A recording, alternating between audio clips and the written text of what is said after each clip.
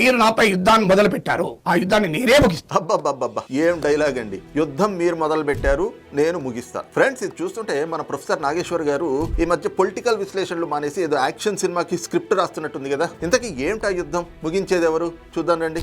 అసలు కథ ఏమిటంటే, ఉప ముఖ్యమంత్రి హోదాలో పవన్ కళ్యాణ్ గారు, మంత్రి హోదాలో నాదెండ్ల మనోహర్ గారు ఈ మధ్య కాలంలో కేంద్ర హోంశాఖ మంత్రి అమిత్ షా గారిని కలిసి జగన్మోహన్ రెడ్డి అరెస్టును గురించి ప్రస్తావించారు. ఆ సమయంలో అమిత్ షా గారు, రాజకీయాల్లో instant friends, long term friends ఉంటారు. చంద్రబాబు నాయుడు ఇన్స్టాంట్ ఫ్రెండ్, జగన్మోహన్ రెడ్డి అయితే మీకు లాంగ్ టర్మ్ ఫ్రెండ్ గా ఉంటాడు. కాబట్టి అరెస్టులు లాంటి అంశాలు ప్రస్తావించడం మానేసి జగన్మోహన్ రెడ్డితో సఖ్యతగా ఉండండి అంటూ హితబోధ చేశారు అని ముందుగా ప్రొఫెసర్ నాగేశ్వర్ గారు బురద జల్లారు. అది కాస్త ఎదురు తిరిగి టీడీపీ జనసేన శ్రేణులు గట్టిగా తగులుకునేసరికి, అబ్బే అది తప్పు, నా మాట వెనక్కి తీసుకుంటున్నా అంటూ యూటర్న్ తీసుకున్నారు. ముందు పెంట మొదలు పెట్టిందే మీరు, మళ్ళీ ఇప్పుడు ఈ యుద్ధం స్టేట్మెంట్లు ఏంటి సార్? నాగేశ్వర్ గారు, నాకు ఇక్కడ అర్థం కానిది ఏంటంటే, మీపై జరుగుతున్న ట్రోలింగ్స్ చూసి మీరు భయపడుతున్నారా, లేదా ఈ ట్రోలింగ్స్ వల్ల వచ్చే ప్యాకేజీలు ఎక్కడ పోతాయో అని టెన్షన్ పడుతున్నారా?